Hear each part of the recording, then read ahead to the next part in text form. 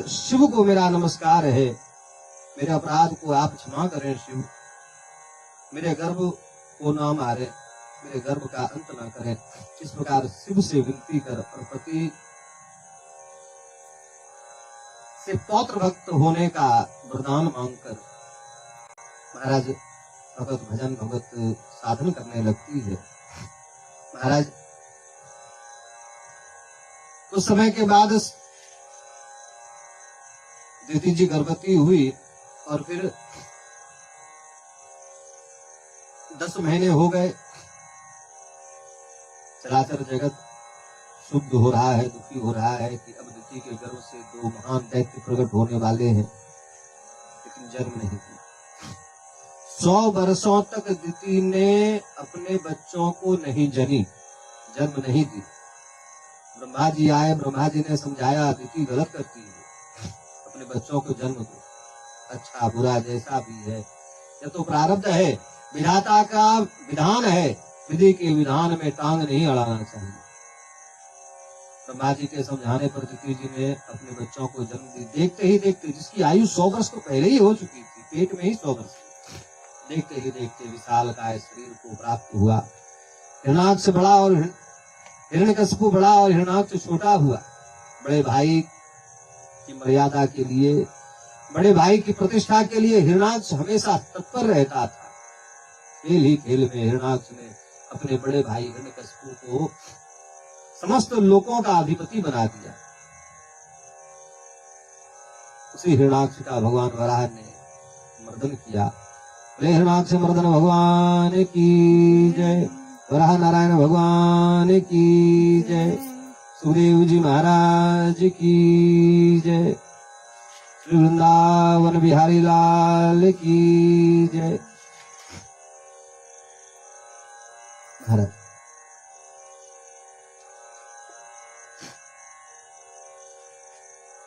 ब्रह्मा जी के एक पुत्र हुए, नाम हुआ कर्दम। सुखदेव जी कहते हैं राजन, ब्रह्मा जी के एक पुत्र हुआ कर्दम, मनु जी की एक बेटी जिसका नाम देवहूति हुआ।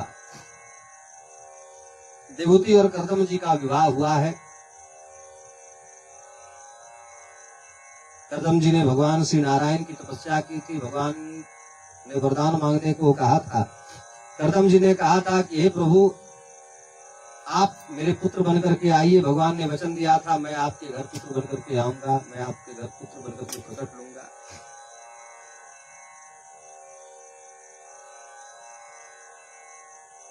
देवहूति जी के साथ कर्दम जी का विवाह हुआ। घर आते ही तपस्या में बैठ गए। 100 वर्ष बीत गया। 100 वर्ष पूर्ण होने पर जब कर्दम जी ने नेत्र खोला तो एक स्त्री सेवा कर रही थी। पूछा, कर्दम जी ने भूल गए थे, मेरा विवाह भी हुआ है, आप कौन है? देवहूति जी ने कहा कि आपका किसी से विवाह हुआ है। मनुष्य कृपा जी की बेटी हूं मैं, नाम देवहूति है। तब याद आया है, मैंने तो विवाह किया था, मैंने बड़ा अपराध किया। ध्यान दें, जब हम किसी से विवाह करते हैं तो यह हमारा धर्म बनता है कि हम उसके सारी व्यवस्था, समस्त साधनों की व्यवस्था करें, उसके अच्छे बुरे सब के लिए हम व्यवस्था करें और उसके सुख के लिए सारी व्यवस्था करना हमारा धर्म है।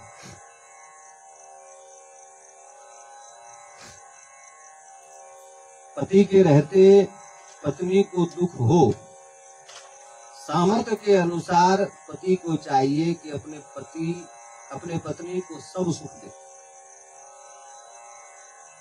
शरीर से रोगी ना हो पति तो भले दैनिक किसी के यहाँ काम कर, किसी के यहाँ नौकरी करके भी अपने पत्नी को सुख देना चाहिए। उसके सुख के लिए सारी व्यवस्थाओं, सारे सुख के वस्तुओं का साधन व्यवस्था अवश्य करना चाहिए। उसके लिए वस्त्र, उसके लिए भोजन, उसके लिए विश्राम, उसके लिए श्रृंगार आदि वस्तुओं की भी व्यवस्था पति को ही करनी चाहिए। और अगर वह पति अपने पत्नी के लिए इन साधनों की व्यवस्था नहीं करता है तो वह नरकगामी होता है, वह नरक में गिरता है।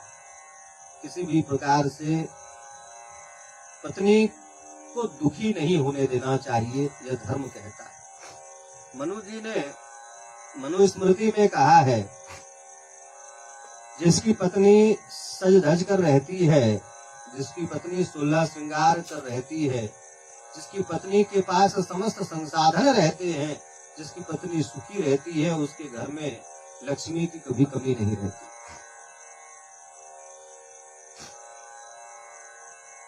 महाराज करदम जी अपनी पत्नी से क्षमा मांगते हैं और फिर 100 वर्षों तक लगातार करदम जी ने अपने पत्नी देवहूति जी के साथ विहार किया। 9 बेटियां हुई। महाराज जैसे ही 9 बेटी हो गए, करदम जी देवहूति जी से कहते हैं कि क्षमा करें देवी, अब मैं वन में जाऊंगा तपस्या करने के लिए। देवहूति जी ने समझाया कि अभी इन बेटियों का विवाह कर लो तब चले जाना। ब्रह्मा जी आए, ब्रह्मा जी ने कहा कहाँ जाते हो, तेरे घर तो परमात्मा प्रकट होने वाले हैं, पुत्र वर्ग आने वाले हैं। याद आया, करदम जी को रुके और सही समय पर, निश्चित समय पर महाराज देवहूति जी के गर्भ से भगवान का प्राकट्य हुआ। इस बार भगवान का नाम हुआ कपिल देव जी। बोले कपिल देव जी भगवान की जय, राधा रमन बिहारी लाल की जय। श्री कपिल देव जी भगवान ने सांख्य शास्त्र का उन्नयन किया। पिता करदम जी को यह मालूम है कि मेरा जो पुत्र है यह भगवान ही है। बड़े सुंदर से आसन पर अपने बेटे को बिठाया। भगवान जब प्रकट हुए हैं पुत्र बनकर के, जब भगवान करदम जी के यहाँ आए तो 8 वर्ष के थे। अपने बेटे को गद्दी पर बिठाया और उनका पूजन किया। पूजन कर पिताजी ने अपने पुत्र से कहा कि मुझे मालूम है आप परमात्मा हैं, मेरे ईश्वर हैं, पुत्र बनकर के आए हैं, बेटा भी है, मुझे क्या करना चाहिए यह बताइए। भगवान ने कहा भजन के सिवा इस जीवन का कोई सार नहीं है, इसलिए पिताजी सबका त्याग करके भगवान का भजन करिए। देवहूति जी ने अपनी 9 बेटियों का विवाह किया और फिर घर छोड़कर भजन करने वन को चले गए। भगवत भजन करता हुआ करदम जी ने अपने शरीर का त्याग किया, भगवान के धाम को प्राप्त हुए। एक दिन देवहूति जी पति के देखा देखी में ही अपने बेटे को बड़े सुंदर से आसन पर बिठाती है, उनका पूजन करती है।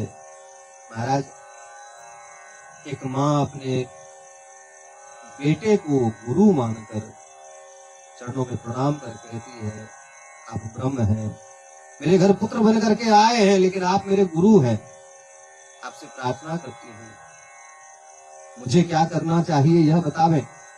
भगवान कपिल ने कहा हे माता,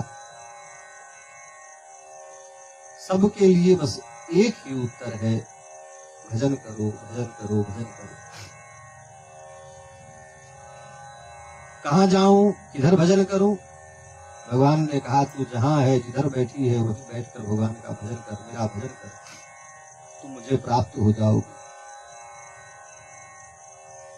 देवहूति जी ने भगवान के चरणों में प्रणाम किया। कपिल देव जी वहां से उठे, कलकत्ता आए। गंगा और सागर ने भगवान कपिल का स्वागत किया। यहीं विराजो प्रभु, यहीं बैठकर ध्यान करो। भगवान कपिल ने कहा कि आप दोनों मिलकर बहुत हल्ला करते हो, कोलाहल करते हो, शांत हो जाओ तो रुके, तो चले हम यहाँ से। वचन दिया गंगा और सागर ने दोनों ने कि आप यहाँ विराम करो, विश्राम करो, यहाँ हम कोलाहल नहीं करेंगे। गंगा जी शांत हो गई, सागर वहां शांत हो गए। गंगा और सागर के संगम पर कपिल देव जी विराजमान हुए। बड़ा सुंदर सा मंदिर गंगा सागर के नाम से। देवहूति जी तपस्या करती हुई, देवहूति जी का शरीर जल में बदल गया, जल के रूप में बह गया, एक जगह जाकर जमा हुआ। जिस जगह वह जल एकत्र हुआ उस स्थान का नाम पड़ा बिंदु सरोवर, अर्थात वो देवी देवती भगवत्ता को प्राप्त कर जाती है। बोले वृंदावन बिहारी लाल की जय, राधा रमन बिहारी लाल की जय, श्री सुखदेव जी महाराज की जय, श्री परीक्षित जी महाराज की जय। इसके बाद श्री सुखदेव जी ने परीक्षित जी के सामने जीव के गर्भावास का वर्णन किया।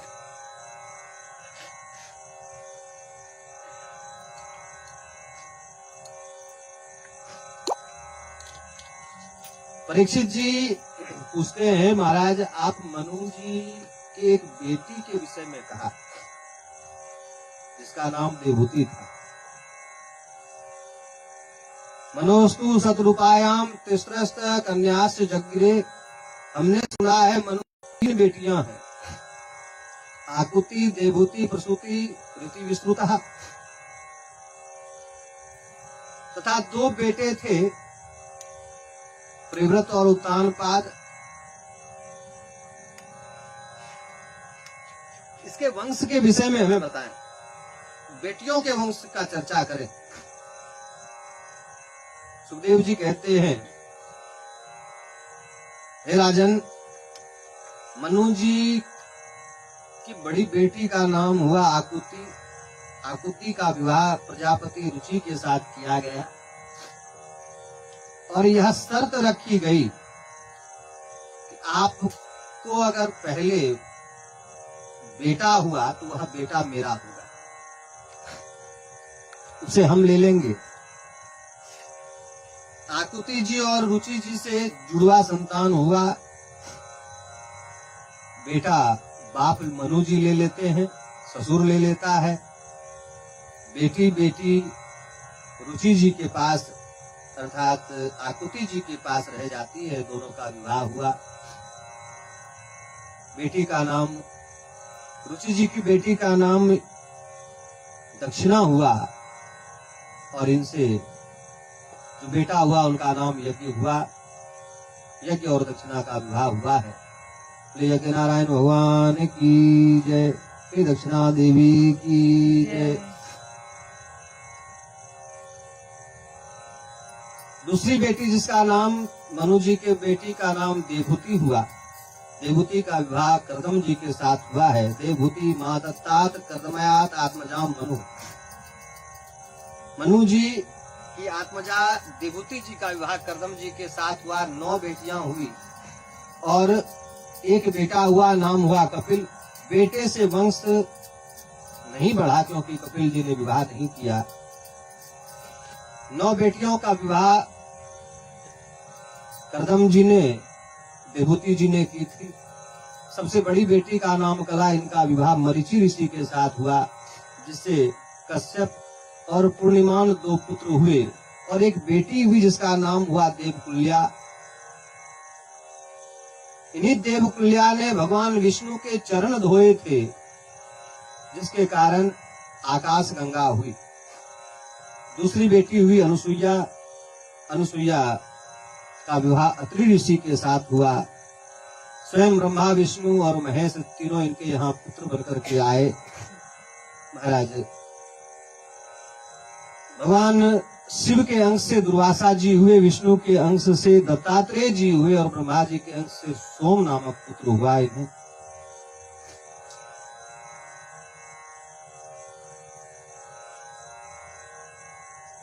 बोले वृंदावन बिहारी लाल की जय। हे परीक्षित, कर्दम जी की तीसरी बेटी का नाम हुआ श्रद्धा।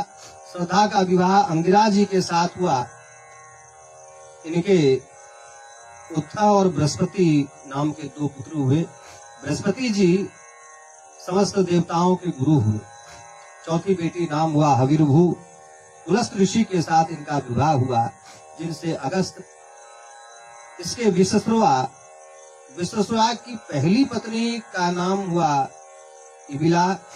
इबिला से कुबेर जी का जन्म हुआ। विश्वश्रवा की दूसरी पत्नी जिसका नाम हुआ केशनी। केशनी जी से 3 पुत्र हुआ विश्वश्रवा जी को। कुंभकर्ण, रावण और विभीषण।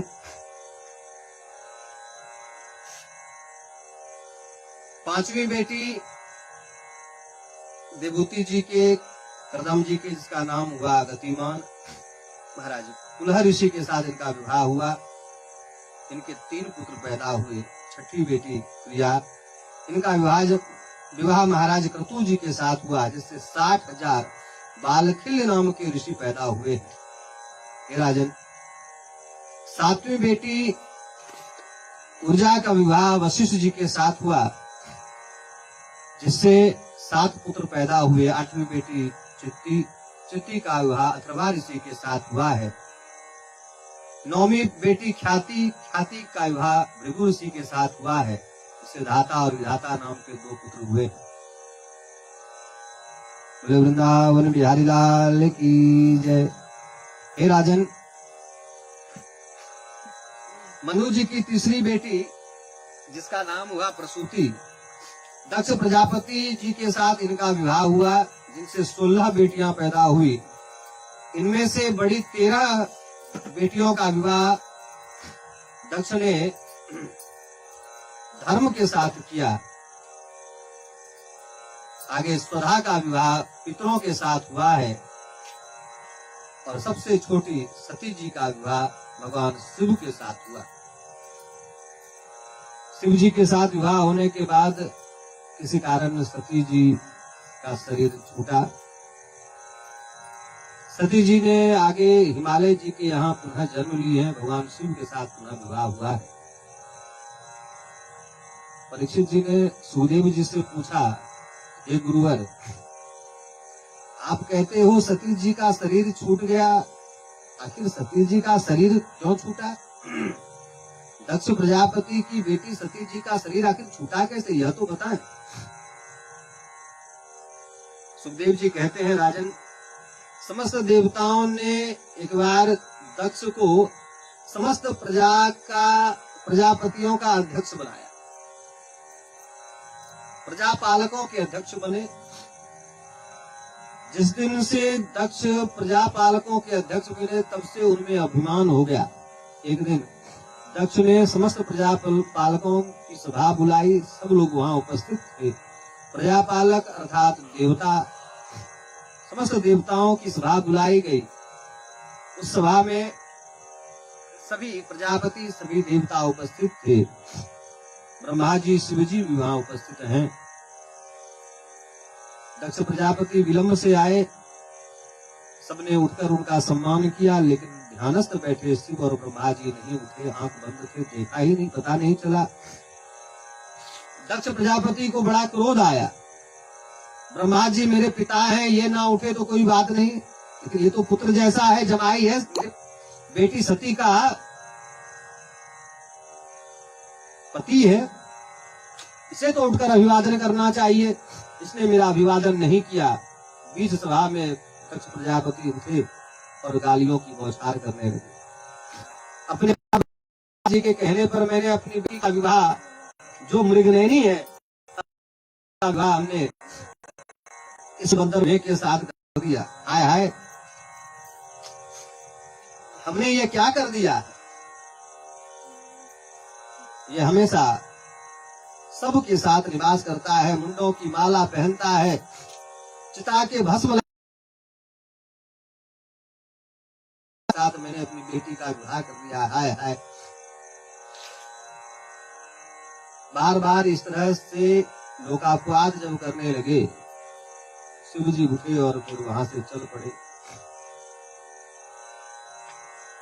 जिस जगह आपका सम्मान न हो, वहां से उठकर निकल जाना चाहिए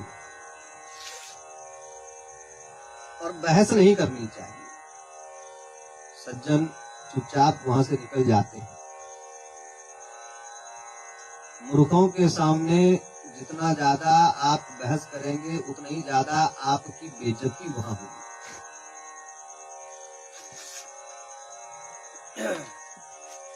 नहीं को अस जन्मा जग माही, प्रभुता पाए जाहे मद नाही। संसार में ऐसा कोई नहीं प्रभुता पाकर जिसे अभिमान ना हुआ हो। दक्ष प्रजापति बड़ा अभिमानी हो गया था। उसने शिव जी का अपमान किया। शिव जी सभा से बाहर निकले। आप हिमालय पर आए, कैलाश आए और कैलाश आकर आप ध्यानस्थ हो गए, ध्यान पर बैठ गए।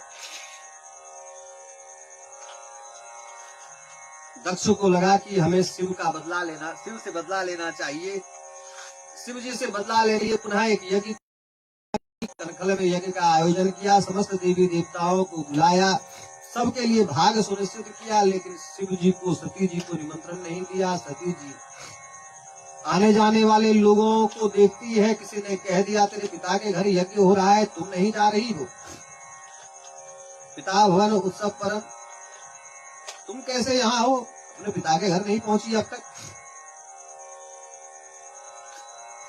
सती जी अपने पति के पास आई, शिव जी के पास पहुंची और आकर के प्रार्थना करती है, हे प्रभु, हे देव, पिता भवन उत्सव परम, जो प्रभु आए सु होए, तो मैं जाऊं कृपा यतन सादर देखकर सो।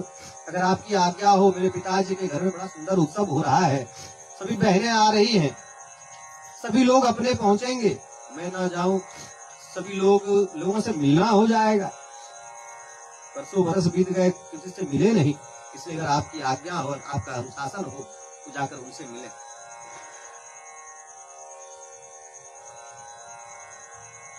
शिव जी ने समझाया, हे देवी, दक्ष जी ने अपने सभी बेटियों को बुलाया है, लेकिन तुम्हें निमंत्रण नहीं दिया। दक्ष सकल सुता बुलाई, हमरे बैर तुम हो बिसराई। मेरे कारण तुम्हें भूल गए, तुम्हें छोड़ दिया।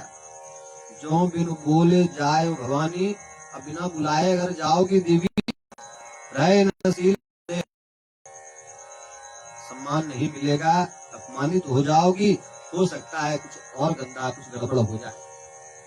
आवत ही हर से नहीं, नैनन नहीं सने, तुलसी तहां न जाइए, चाहे कंचन बरसे हुए। हे सती, वहां तुम्हारा अपमान होगा, उससे तुमको महान कष्ट होगा। सुनो हे सती, मनुष्य शत्रुओं के बाणों से वैसा दुख नहीं पाता, जैसा कि कुटिल बुद्धि वाले अपने बंधुओं के, अपने सगे संबंधियों के वचनों से दुखी होकर के मर्माहत हो जाते।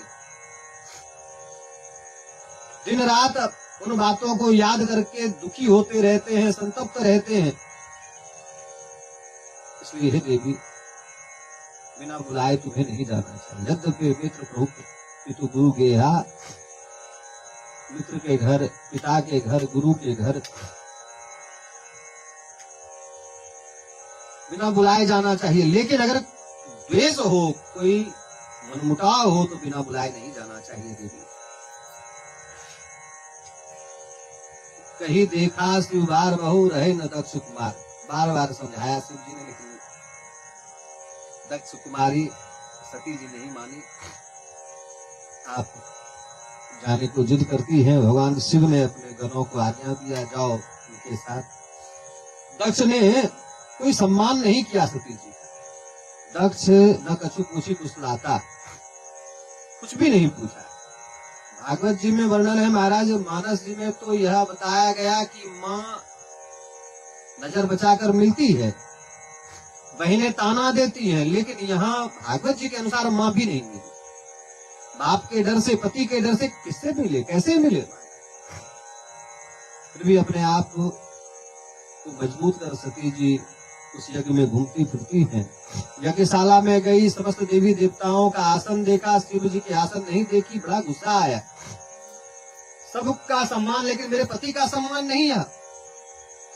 दक्ष प्रजापति को बुलाया, कहा, हे पिताजी, तुमने शिव का अपमान किया है, और जो शिव का अपमान करे वह मेरा भी अपमान कर रहा है, और मुझे खेद है कि मैं यह शरीर तुमसे पाई हूँ। आज मैं यह शरीर जो तुमसे जाया है नहीं रखूंगी। देखते ही देखते शरीर में योगाग्नि प्रकट की, धू धू कर पूरा शरीर जलने लगा है, और वह शरीर धीरे धीरे उठा और अग्निकुंड में स्वाहा हो गया। चारों ओर हाहाकार मचा है। भगवान के गणों ने, शिव जी के गणों ने आकर शिव जी को खबर दी कि प्रभु, ये देखो मैया अब नहीं रही, दक्ष के यज्ञ में भस्मीभूत हो गई हैं। शिव जी ने, महाराज शिव जी ने अपनी जटा उखाड़ी है और वीरभद्र को भेजा है, जाओ दक्ष को दंडित करो, सिर धड़ से अलग करो, यज्ञ को विध्वंस करो। वीरभद्र कनखल पहुंचे हैं, यज्ञ को विध्वंस किया है। शिव जी की आज्ञा मान दक्ष के शरीर को धड़ से अलग किया है और सिर हवन कुंड में हवन कर दिया है।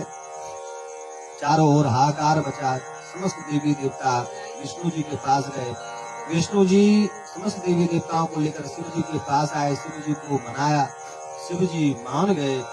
शिव जी से भगवान विष्णु ने कहा दक्ष के यज्ञ को संपन्न करें। दक्ष के यज्ञ में चले। भगवान भोलेनाथ सबके विनती करने पर मान गए, दक्ष के यज्ञ में पहुंचे हैं। शिव जी ने बकरे के सिर लाने को कहा। बकरे का सिर दक्ष के शरीर से जोड़ा गया, दक्ष जीवित हुआ। यज्ञ पूर्ण किया है। यज्ञ के बाद बचे हुए भाग को निश्चित किया गया कि आपका भाग होगा शिव राम शिव भाग होगा। बोले वृंदावन बिहारी लाल की जय, राधा रमन बिहारी लाल की जय।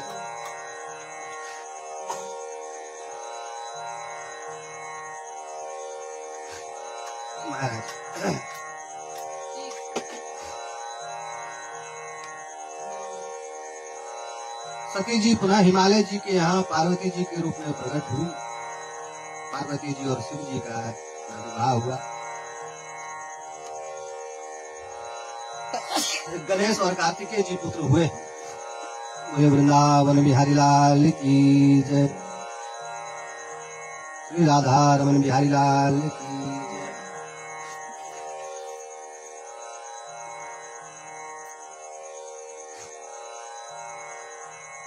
सुखदेव जी कहते हैं राजन, मनु जी के दो पुत्र हैं, नाम है प्रिव्रत और उत्तानपाद। प्रिव्रतो उत्तानपाद शत्रुपा पते सुतो।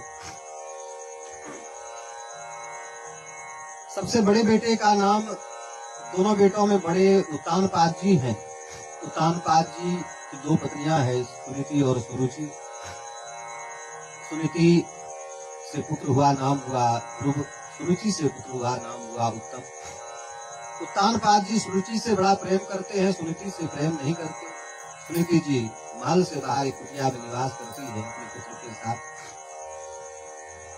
महाराज एक दिन ध्रुवलाल जी अपने छोटे भाई उत्तम को देखा, पिता की गोदी में बैठे हैं। उनके मन में भी इच्छा हुई कि मैं भी अपने पिता की गोदी में बैठूं। पिता के पास पहुंचे, अपने पिता की गोदी में बैठे।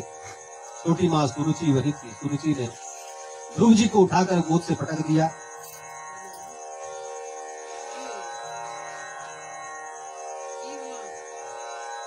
और बोली, अरे तू पिता की गोदी में बैठना चाहता है, तब सा आराध्य पुरुषम तस्वेवानुग्रहेण में गर्भे तुम साध्यात्मानम यदि इच्छसे निपासन। हे ध्रुव, यदि तुम पिता की गोदी में बैठना चाहते हो तो तुम भगवान की तपस्या करो। भगवान प्रसन्न हो जाए तो उनसे वरदान मांगो कि तुम मेरी कोख से पैदा हो। रोते हुए ध्रुव जी अपनी माँ के पास पहुंचे, अपनी माँ को आकर सारी बात बताई।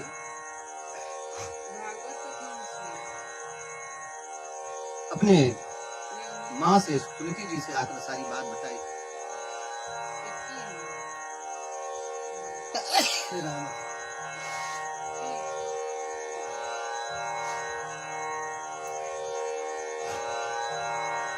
छोटी माँ ने समझा, बड़ी माँ सुनीति ने समझाया।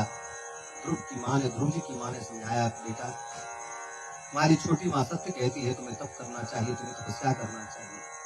तप बल रचयि प्रभु प्रपंच विधाता, तप बल विष्णु सकल जगत राता। राम हो। तप बल शंभु संहारा, तप बल शेष धरई नहीं। हे पुत्र,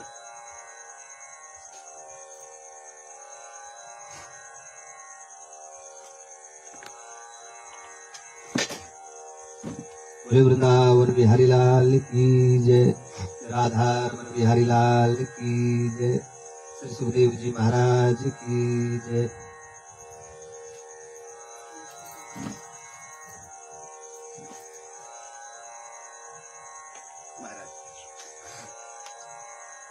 हे पुत्र, कमल नेत्र भगवान लक्ष्मी के प्रति करुणा निधान के सिवाय और कोई हमारे दुख का निदान करने वाला नहीं है। तुम्हारी छोटी माँ ने कहा है तब करो, तो मैं भी कहती हूँ तुम्हें तपस्या करनी चाहिए, भगवान को प्रसन्न करना चाहिए। लेकिन जब वे भगवान प्रसन्न होकर तुम्हें वरदान मांगने को कहे तब उनसे कहना कि हे प्रभु, मैं अपने पिता की गोदी में बैठना चाहता था। आप जगत पिता हैं, आप मुझे अपनी गोदी में बिठाएं। ध्रुव जी से कहा, हे पुत्र, तुम्हें घर का त्याग कर अवश्य ही तप करना चाहिए। माँ की आज्ञा को प्राप्त कर ध्रुव जी तपस्या करने निकल पड़े। रास्ते में नारद जी मिले। नारद जी ने तप का विधान बताया, मंत्र दिया। जपस परमो गुह्या श्वेताम में नृपात्मज, हे उत्तानपाद के पुत्र, मैंने जो मंत्र तुम्हें दिया है, इस मंत्र का जप करना, तुम्हें भगवान का दर्शन अवश्य होगा, मैं वचन देता हूँ। ध्रुवलाल जी मधुवन पहुंचे, मथुरा पहुंचे, यमुना जी के तट में निवास करने लगे हैं। पहले महीने अन्न त्याग कर केवल फलाहार किया। वहीं 3-3 दिन के बाद कैत या बैर के फल खा करके बिताए। दूसरे महीने 6-6 दिन के बाद सूखे पत्ते चबा करके तपस्या की। तीसरे महीने में 9-9 दिन के बाद केवल जल पी करके तप किया। चौथे महीने में 12-12 दिन के बाद केवल वायु का आहार करके तप किया। 5वां महीना आया। 5वें महीने में भगवान का ध्यान रख करके अपने श्वास को भी बांध लिया। एक पैर पर खड़े हो गए, मन को चारों तरफ से खींच करके हृदय में भगवान को ध्यान कर यह सुनिश्चित किया, जब तक भगवान का दर्शन नहीं होगा अब एक बार भी श्वास नहीं लेना है। मर जाएंगे लेकिन अब श्वास नहीं लेंगे। महाराज, परमात्मा भगवान श्री हरि की कृपा बरसी है, आप प्रसन्न हो गए। भगवान श्री हरि ध्रुव जी के सामने प्रकट हुए हैं। ध्रुव जी से कहा वरदान मांगने को। ध्रुव जी ने नेत्र खोले, भगवान को सामने पाया है। भगवान ने कहा वरदान मांगो ध्रुव। ध्रुव जी ने कहा प्रभु, मैंने मेरी छोटी माँ की आज्ञा पूर्ण कर ली, मैंने तप किया, आप सामने खड़े हैं, वरदान मांगने को कहते हैं, ये मेरी छोटी माँ की आज्ञा थी। अब मैं मेरी बड़ी माँ, मेरी अपनी माँ की जो आज्ञा है वो मैं तुमसे मांगता हूँ। मैं अपने पिता की गोदी में बैठना चाहता था। मेरी छोटी माँ ने मेरे पिता की गोदी से मुझे उतार दिया था। मेरी माँ ने कहा था जब भगवान वरदान मांगने को कहे तो उनसे कहना कि तू जगत पिता की गोदी में बैठे। ये जगत पिता, अगर आप हम पर प्रसन्न हैं तो आप हमें अपनी गोदी पर बिठाओ। भगवान ने ध्रुव जी को अपनी गोदी पर बिठाया। ऐसा परम लाभ संसार में कहाँ किसे मिल पाता है। भगवान ने कहा, हे ध्रुव, उत्तर दिशा में मैं तुम्हारे लिए एक स्थान सुनिश्चित करता हूँ। तुम युगों युगों तक सबको दिशाओं का ज्ञान कराओगे। 16,000 वर्षों तक तुम इस धरती पर राजकाज करना और फिर अंत समय मेरे धाम आना। अब तुम यहाँ से अपने घर जाओ, सभी तुम्हारी प्रतीक्षा कर रहे हैं, राजकाज करना। ध्रुव जी ने भगवान के चरणों में निवेदन किया। भगवान पर ध्यान हुए। ध्रुव जी अपने घर आए। 16,000 वर्ष तक इस पृथ्वी पर राजकाज किया। अंत समय में पृथ्वी के सिर पर पैर रखकर विमान में प्रवेश करते हुए भगवान के धाम गए। बोले ध्रुवलाल जी महाराज की जय। इसी कुल में महाराज पृथु हुए। पृथु के यहाँ महाराज पृथु का जन्म हुआ। महाराज पृथु का प्राकट हुआ। इसी कुल में प्राचीन बड़ी हुए। इसी में महाराज एक बड़ा ही सुंदर उपाख्यान, पुरंजन उपाख्यान की चर्चा हुई है। आगे श्री सुखदेव जी ने परीक्षित जी के सामने प्रियव्रत चरित्र का वर्णन किया है, आग्नेय चरित्र का वर्णन किया। इसी कुल में आगे नाभि के चरित्र का वर्णन किया। नाभि के पुत्र भगवान ऋषभ देव जी हुए। ऋषभ देव जी के 100 पुत्र हुए हैं। 100 पुत्रों में सबसे बड़े बेटे का नाम भरत हुआ। भरत जी को ऋषभ देव जी ने राजगद्दी दी और स्वयं घर का परित्याग किया, भजन करने लगे। ऋषभ देव जी स्वयं परात्पर परमात्मा भगवान श्री हरि नारायण के अवतार हैं। आपने संसार को महाराज परमहंस गति में जी कर दिखलाया। इनके शरीर से कब वस्त्र उतरा इन्हें पता नहीं। चलते चलते मल त्याग कर देते, मूत्र त्याग कर देते। इनके मल मूत्र से सुगंधी फैलती। हमेशा भजन में रत रहते, हमेशा तप में रत रहते। एक दिन योगाग्नि से अपने शरीर को भस्म किया है भगवान श्री ऋषभदेव जी अपने धाम को प्राप्त हुए। भरत जी ने अपने बेटे को राजगद्दी पर बिठाया। भरत जी गंडकी नदी के तट पर सुंदर आश्रम बनाते हैं, वहीं निवास करते हैं। गंडकी नदी में नित्य स्नान करते हैं, भगवान का ध्यान, भगवान का अर्चन करते हैं। एक दिन गंडकी नदी में स्नान कर रहे थे। भगवान सूर्य नारायण को अर्घ देने के लिए अंजलि में जल जैसे लिया, हाथ में एक हिरण शावक आया, नवजात हिरण का शिशु आया। तट पर लाकर रखने लगे। उससे मोह जागा, ममता जागी। कुटिया में लेकर के आए। सोते उठते खाते पीते उसी हिरण पर ध्यान रखने लगा। चिंतन हमेशा उस हिरण के बच्चे पर करने लगे, हिरण का करने लगे। धीरे धीरे भजन छूटा, ध्यान छूटा, सब छूटता चला गया।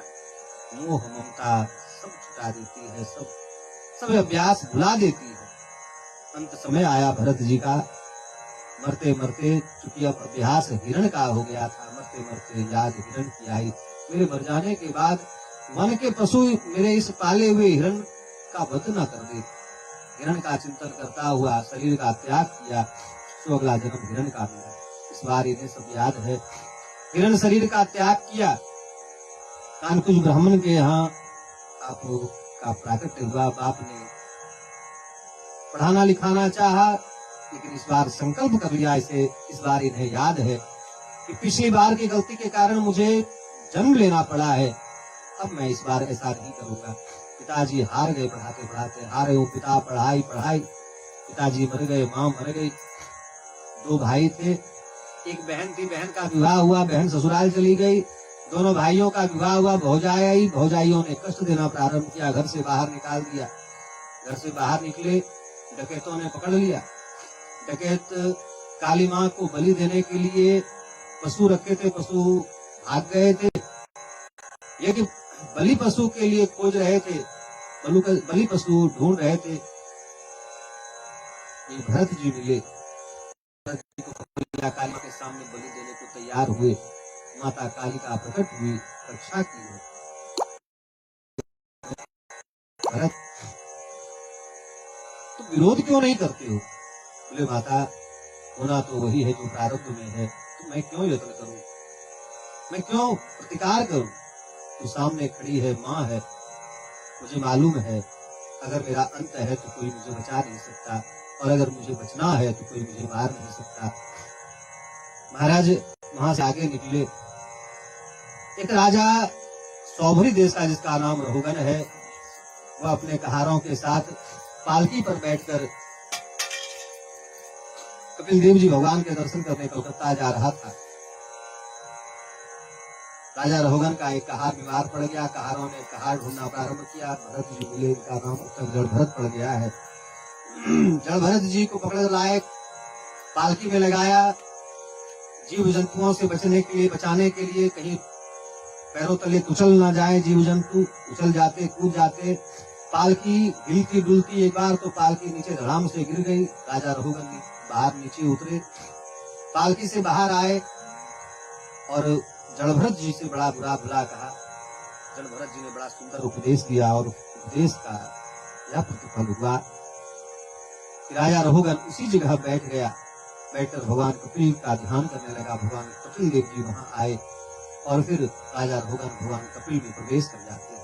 बोले वृंदावन बिहारी लाल की जय, कपिल देव जी भगवान की जय। महाराज श्री जलभरत जी महाराज भगवत भजन करते हुए पुनः भगवत धाम को प्राप्त करते हैं। अंत समय में हम जिसका चिंतन करते हैं, अगला जन्म हमारा वही होता है। भगवत भजन करेंगे तो फिर पुनः पुनः हमारा जन्म नहीं होगा, हम मुक्त हो जाएंगे। बोले वृंदावन बिहारी लाल की जय, राधा रमन बिहारी लाल की जय, श्री सुखदेव जी महाराज की जय, श्री परीक्षित जी महाराज की जय, राधा रमन बिहारी लाल की जय, श्री भागवत भगवान की जय। श्री व्यास नारायण